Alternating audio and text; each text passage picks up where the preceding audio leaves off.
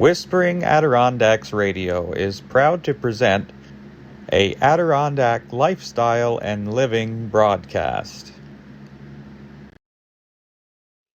This is Whispering Adirondacks Radio with a special presentation.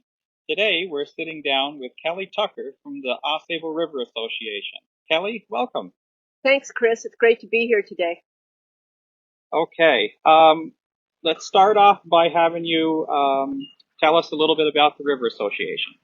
Well, I think as a lot of folks in the area know, the River Association's been around for just over 20 years. It was actually formed by the community after a study by the National Park Service was requested by a bunch of community members. And for many years, it was about 1998 it started. For many years, it was a volunteer-run organization that was very much based in the community, and that's where the idea came that it was the voice of the river. The idea being it was people caring about the river because it was an important piece of the puzzle for the community and the quality of life up here. It's also an economic driver. It's been a great fishery for a long time. But as time went by and work became more serious, around 2012, 2013, we started employing professional staff. And so for the past several years, we've grown as more sort of a traditional not-for-profit. We still keep in mind the original idea, which is we're the voice of the river. We're not here to debate. We're not here to have an argument. We're not here to sue anyone. What we're here to do is to try to work with the community and be the voice of the river and listen patiently to other concerns and then simply give our opinion about what does the river need to provide what we want, right, and try to find a good way to move forward together. You got to find an even territory between river and human inhabitants. So to speak. Yeah. So right now we're actually sitting on the riverbank in Upper J on the East Branch, and there's equipment going on about 500 feet away in the river right now. Tell us about the current project that's going on right now in Upper J. So this is one of the projects that was outlined in what's known as the East Branch Restoration Plan. As we all know, Hurricane Irene happened, devastated our community and other communities throughout this state and others. And we're on our 10th anniversary of Irene right now. Almost precisely. Yeah. And thank goodness Henri wasn't what we thought he would be. Yeah. So in response to that, which was swift, the Governor's Office of Storm Recovery was created, and the New York State Department of State came into all of our communities and helped create plans that became the Community Rising Plan. And out of that plan, the town of Jay decided that one of their top 5 priorities was addressing the challenges of the river, in particular building flood resilience, building flood predictability, and alleviating the negative effects of ice jams.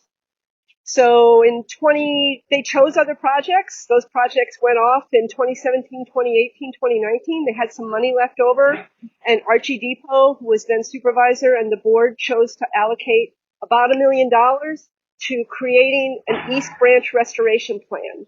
That group of experts was come together. We bid for the project. We won the project. And it took us about 1.5 years to survey the entire river, do intensive studies, do assessments, and do conceptual designs where we defined 13 projects up and down the lower half of the East Branch that would meet those goals given to us by the town. Flood resilience, a little more predictability, reducing ice jam volatility, making the river more effective. And fish habitat was important to them as well. So this is Site 3 that we're sitting by. It was selected in part because it was one of the top 3 of importance to the town. And it was also selected because it was the least expensive, and our bids for the actual construction came in surprisingly high. But, here we are. We're happy to be getting one of those projects done 10 years after Irene. Yeah, that's good. And the Project 3 is the project behind the former Upper J Firehouse and the former Upper J Schoolhouse. So it's downstream of the bridge in the center of town. How long will the project take? We slated the project to last 4 or 5 weeks, and that is in a perfect scenario. If the water gets too high, we have to pull the machinery out for the safety of the operators as well as for the health of the river. Sometimes things happen, machinery is broken and we have to wait for a part, but we're hoping we can be efficient and effective and get this done by the end of September. Okay. Oh, that's because today's September 1st, so that's really good timeline. Yeah. You mentioned ice jam, that it might help with ice jams. Will this prevent ice jams from stalling in this area, do you think? I don't think there's any way to prevent flooding or ice jamming. So we're in the northern part of the country. We're on a river that runs northerly, right? Oh, yeah, that's true. So north running rivers in New York State and in the Northeast and throughout, the world are prone to ice jamming.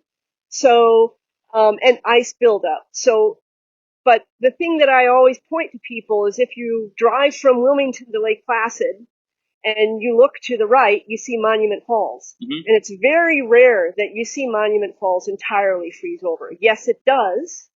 And the last thing that freezes is that deep center part. Yep.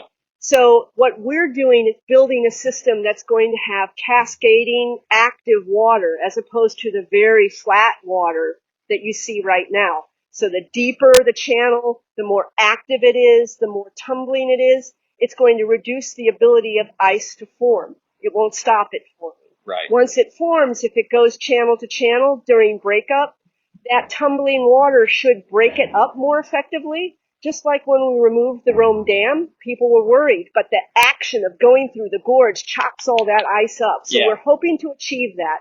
Will it be 100%? Probably not. Will it alleviate the situation and get us out of having to bring in expensive machinery to break up ice? We hope so. But in the end, we are human, and it's very difficult sometimes to thwart the intentions of Mother Nature. Yeah, and if it's a faster moving channel, it's gonna keep it flowing.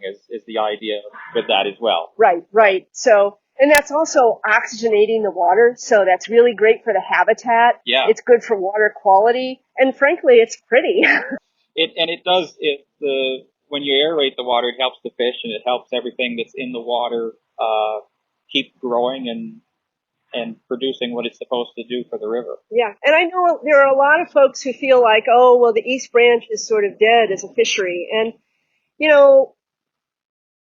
probably not. What we found doing intensive research on where brook trout live, which is our native fish, right? Yeah. Is the East Branch is one of the most densely populated brook trout areas because of its tributaries. Those tributaries are cold.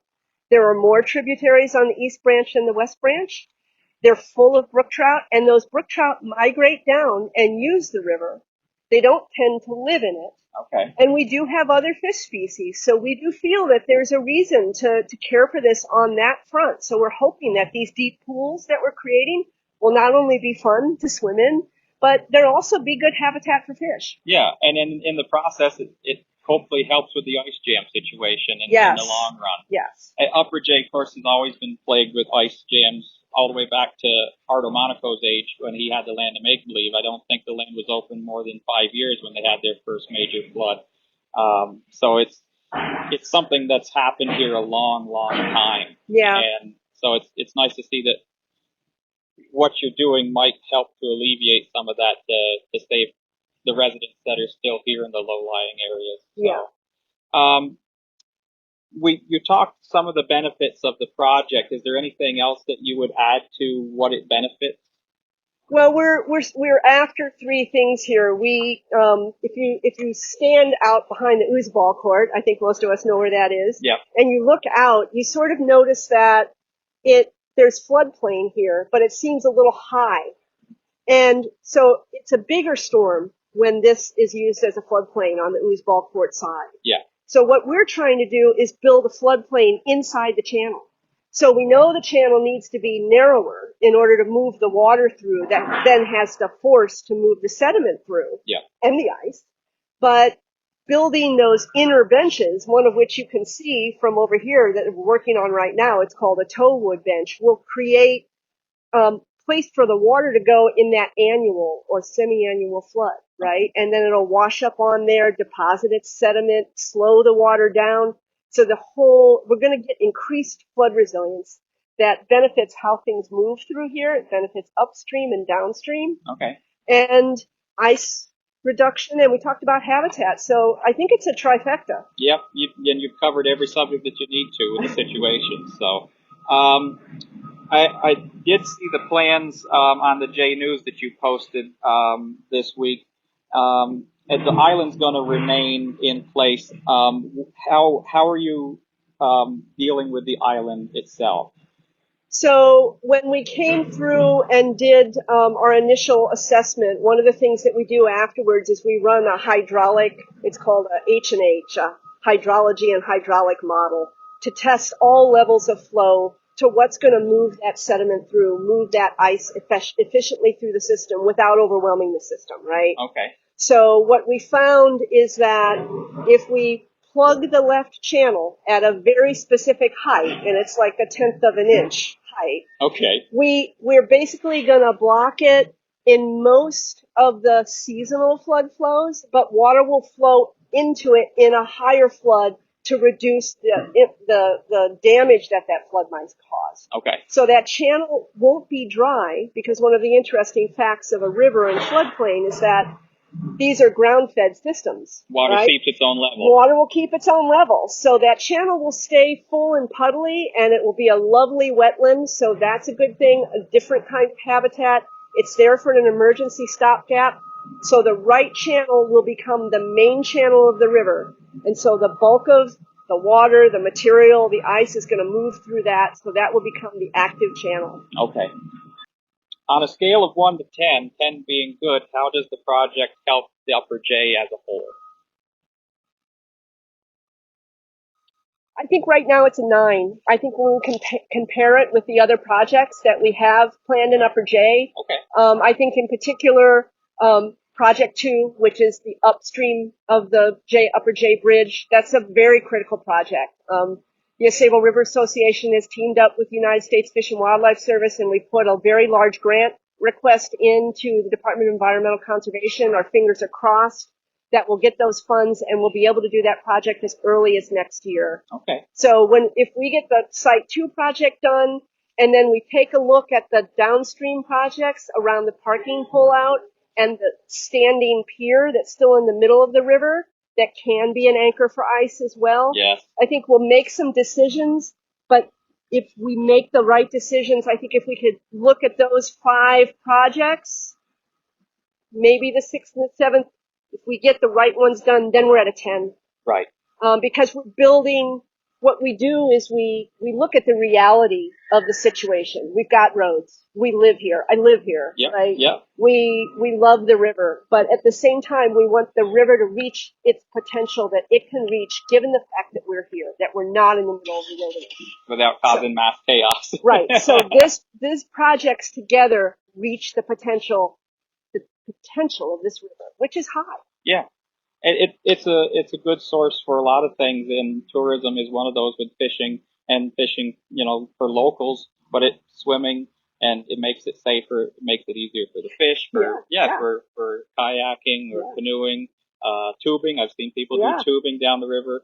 And if what you're doing is helping with the ice prevention, or to help the ice continue to move, or at least let it get down to a spot where it's not populated, so it doesn't flood the populated area. That's a huge step or goal in itself. What is on the plans for future projects? You touched on that you've applied for a grant for the upstream above the bridge project. Tell us more about the other projects for Upper J in a little bit more detail, and when you think they might come to fruition.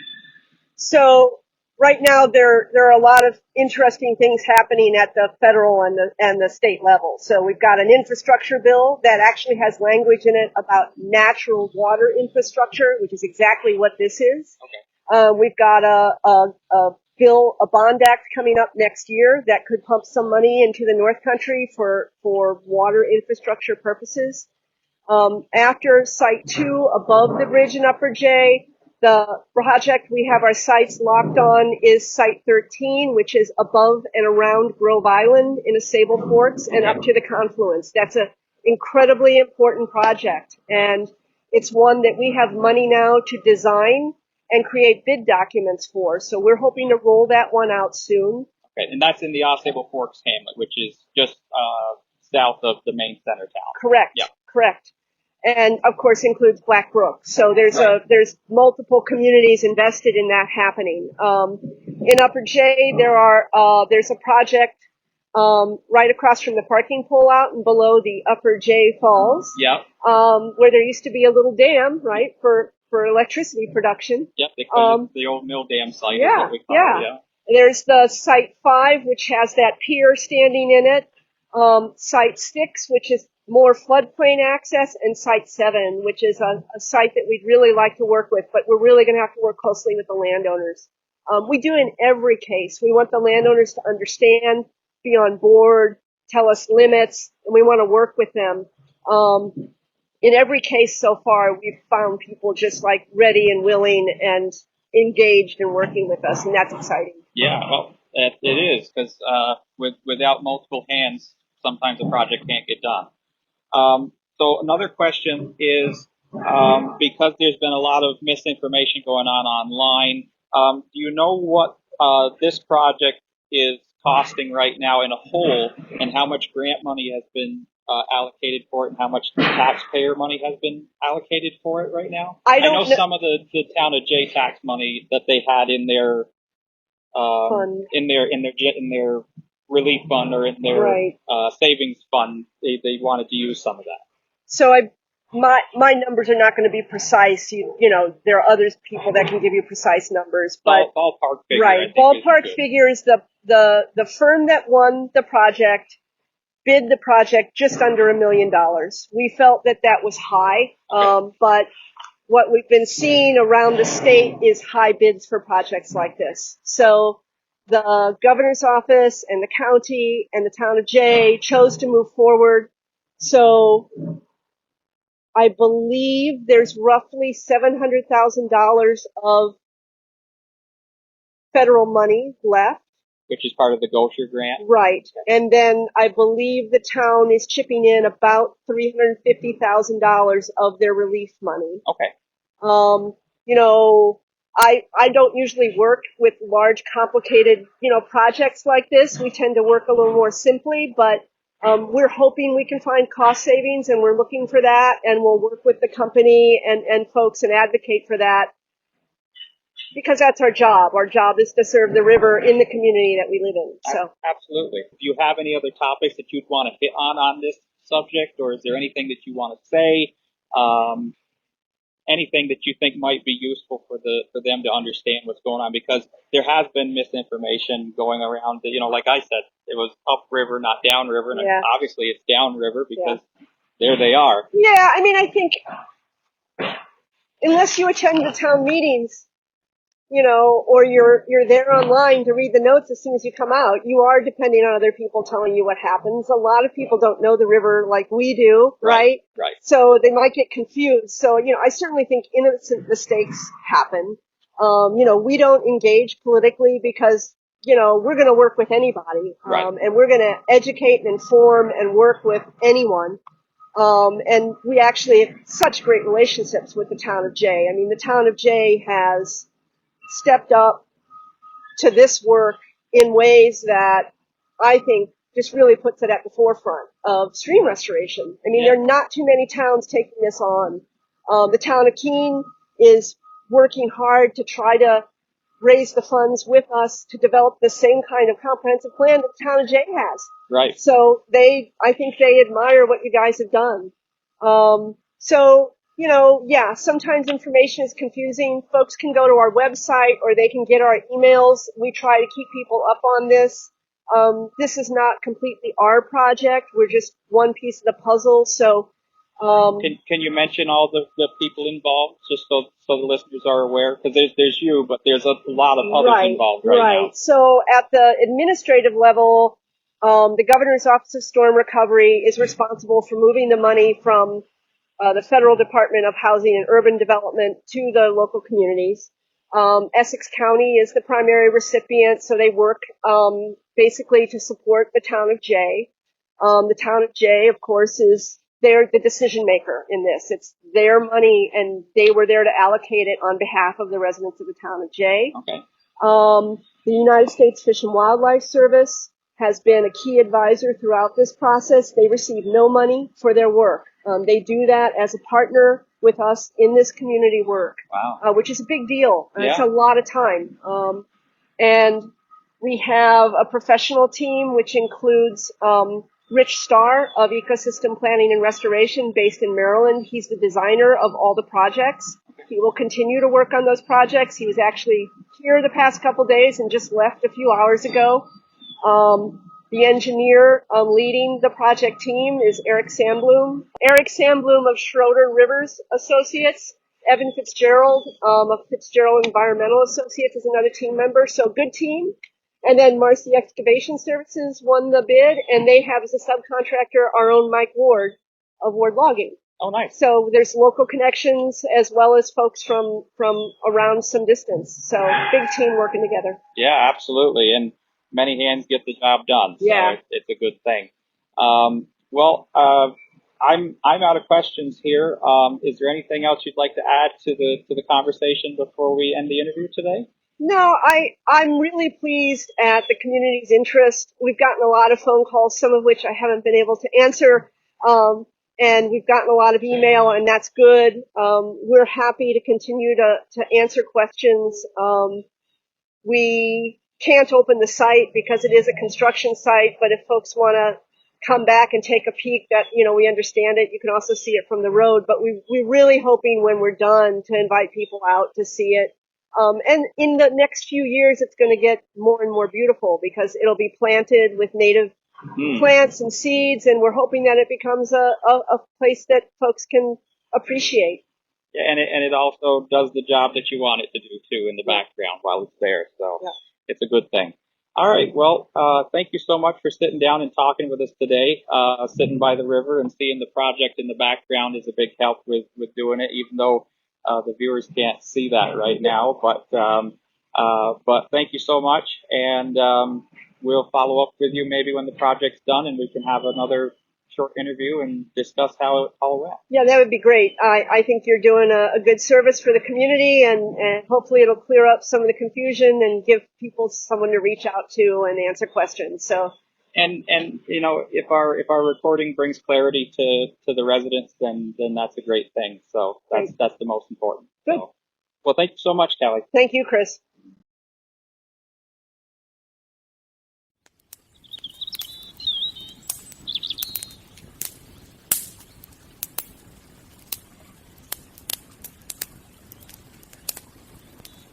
You're listening to Whispering Adirondacks Radio.